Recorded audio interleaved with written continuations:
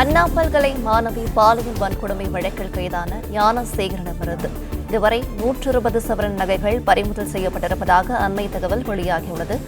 விவரங்களை செய்தியாளர் கதிரவன் வழங்கிட கேட்கலாம். கதிரவன் வணக்கம். இது குறித்தான மேலும் விவரங்களை பகிரலாம். இந்தியில் இருக்கக்கூடிய அண்ணா பல்கலைக்கழக வளாகத்தில் மாணவி பாலியல் வன்கொடுமை செய்யப்பட்ட வழக்கில் கோட்டூர்புரத்தை சேர்ந்த ஞானசேகரன் என்பவரும் கைது செய்யப்பட்டான்.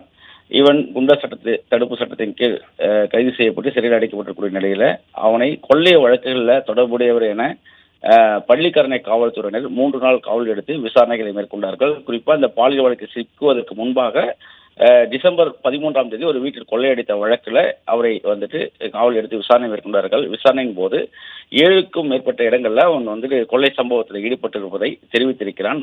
குறிப்பாக மாலை 5 மணி முதல் 9 மணி வரை இந்த தனியாக இருக்கக்கூடிய பங்களாக்கள், பூட்டிய பங்களா வீடுகளை கூகுள் மேப் மூலமாக கண்டறிந்து போயிட்டு கொள்ளை சம்பவத்தை அரங்கேற்றுவதை அவன் வாடிக்கையாக வைத்திருப்பதையும், ஆட்டோவில் சென்று விட்டு மீண்டும் ஆட்டோவில்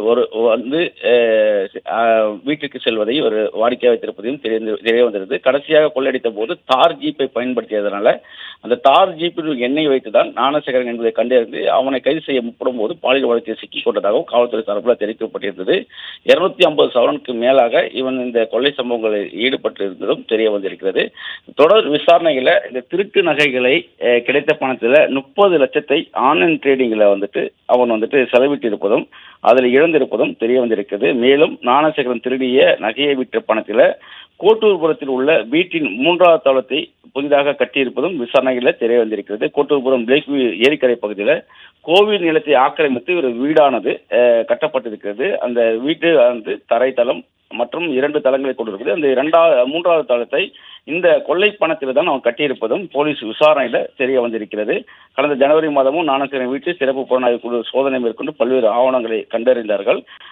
அதன் அடிப்படையிலும் போலீசார், பள்ளிக்கரணை போலீசார் தற்போது விசாரணை முன்னெடுத்திருக்கிறார்கள். அது மட்டும் இல்லாமல் அவரிடமிருந்து இதுவரை மொத்தமாக 120 சவரன் நகையை பறிமுதல் செய்திருப்பதாகவும் ஒரு தார் ஜீப் ஒன்றையும் பறிமுதல் செய்திருப்பதாகவும் தெரிவிக்கப்படுகிறது. குறிப்பாக இந்த தார் ஜீப்பானது இந்த கொள்ளையடித்த பணத்துல 15 லட்சம் கொடுத்து தார் ஜீப்பை அவன் வாங்கியிருப்பதும் விசாரணையில தெரிய வந்திருக்கிறது. அதுக்கு முன்பாகலாம் ஆட்டோவில் சென்று போலீசார் கண்ணில் சிக்காமல் இருக்க கொள்ளையடித்த பின்பாகவும் மூட்டை கட்டி அந்த ஆட்டோவிலே திரும்பி வந்திருந்தோம்.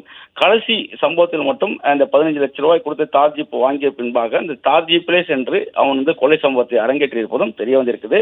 அந்த தார் ஜீப்பின் மூலமாக தான் அவனை கண்டறிந்ததாகவும் காவல்துறை தரப்பில் தெரிவிக்கப்பட்டிருக்கிறது.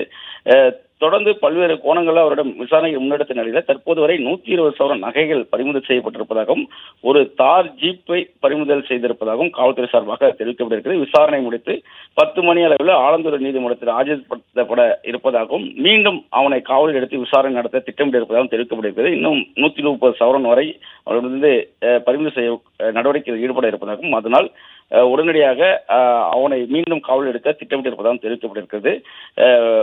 குறிப்பாக ஞானசேகரன் இந்த கொள்ளையடித்த பணத்துல அந்த 3வது தளம், தார் ஜீப்பு, அது மட்டும் இல்லாமல் 3 மனைவிகளுக்கு நகைகளை விற்று பணங்களை கொடுத்திருப்பது, அதுமாதிரி ட்ரேடிங்கில் 15 லட்சம் ரூபாய் பணத்தை இழந்திருப்பது என லட்சக்கணக்கில் இவன் இந்த நகைகளை விற்று பணம் சம்பாதிப்பதும் தெரிய வந்திருக்கிறதுனால மேலும் எங்கெல்லாம் கொள்ளையடித்திருக்கலாம் என்ற விவரங்களை சேகரிக்கும் பணியில் ஈடுபட இருப்பதாகவும் தெரிவிக்கப்பட்டிருக்கிறது. ஞானசேகரன் பள்ளிக்கரை காவல் நிலையம் மட்டுமில்லாமல் அமந்தக்கரை உள்ளிட்ட பல்வேறு காவல் நிலையங்களில் இந்த கொள்ளை சம்பவத்தில் ஈடுபட்டிருக்கலாம் என்ற சந்தேகம் இருப்பதனால மற்ற காவல் நிலையங்களில் இருக்கக்கூடிய போலீசாரும் அவனை காவல் எடுத்து விசாரணை நடத்த திட்டமிட்டிருப்பதாகவும் சென்னை காவல்துறை சார்பாகவும் தெரிவிக்கப்பட்டிருக்கிறது. தற்போது ஞானசேகரன் ஆலந்தூர் நீதிமன்றத்தில் 10 மணி அளவில் ஆஜர்படுத்தப்பட இருக்கிறார். மருத்துவ பரிசோதனைக்கு அழைத்து சென்றிருப்பதாகவும் காவல்துறை சார்பாக தெரிவிக்கப்பட்டிருக்கிறது.